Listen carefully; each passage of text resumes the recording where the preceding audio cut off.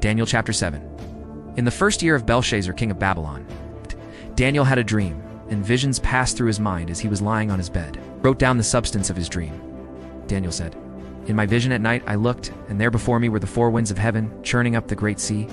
Four great beasts, each different from the others, came up out of the sea. The first was like a lion, and it had the wings of an eagle. I watched until its wings were torn off, and it was lifted from the ground so that it stood on 2 feet like a man. And the heart of a man was given to it. And there before me was a second beast, which looked like a bear. It was raised up on one of its sides, and it had 3 ribs in its mouth between its teeth. It was told, 'Get up and eat your fill of flesh.' After that I looked, and there before me was another beast, one that looked like a leopard. On its back it had 4 wings like those of a bird. This beast had 4 heads, and it was given authority to rule. After that, in my vision at night, I looked, and there before me was a 4th beast, terrifying and frightening and very powerful. It had large iron teeth, crushed and devoured its victims and trampled underfoot whatever was left. It was different from all the former beasts, and it had 10 horns. While I was thinking about the horns, there before me was another horn, a little one, which came up among them. And 3 of the first horns were uprooted before it. This horn had eyes like the eyes of a man, and a mouth that spoke boastfully. As I looked, thrones were set in place, and the Ancient of Days took his seat. His clothing was as white as snow. The hair of his head was white like wool. His throne was flaming with fire, and its wheels were all ablaze. A river of fire was flowing, coming out from before him. Thousands upon thousands attended him. 10,000 times 10,000 stood before him. The court was seated, and the books were opened.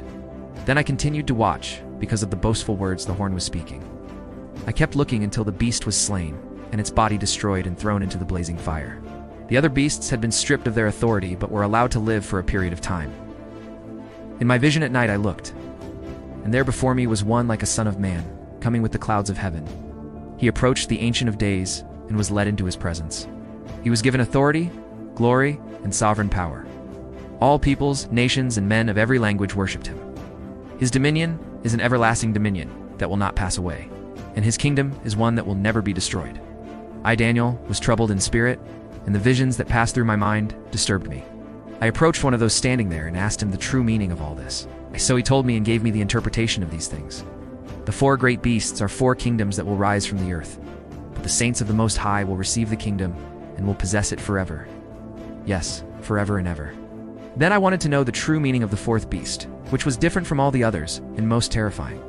With its iron teeth and bronze claws, the beast that crushed and devoured its victims and trampled underfoot whatever was left. I also wanted to know about the 10 horns on its head and about the other horn that came up, before which 3 of them fell the horn that looked more imposing than the others, and that had eyes and a mouth that spoke boastfully. As I watched, this horn was waging war against the saints and defeating them, until the Ancient of Days came and pronounced judgment in favor of the saints of the Most High, and the time came when they possessed the kingdom. He gave me this explanation. The 4th beast is a 4th kingdom that will appear on earth. It will be different from all the other kingdoms, and will devour the whole earth, trampling it down and crushing it. The 10 horns are 10 kings who will come from this kingdom. After them, another king will arise, different from the earlier ones. He will subdue 3 kings. He will speak against the Most High and oppress his saints, and try to change the set times and the laws. The saints will be handed over to him for a time, times, and half a time.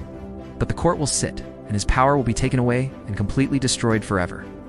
Then the sovereignty, power, and greatness of the kingdoms under the whole heaven will be handed over to the saints, the people of the Most High. His kingdom will be an everlasting kingdom, and all rulers will worship and obey him. This is the end of the matter. I, Daniel, was deeply troubled by my thoughts, and my face turned pale, but I kept the matter to myself.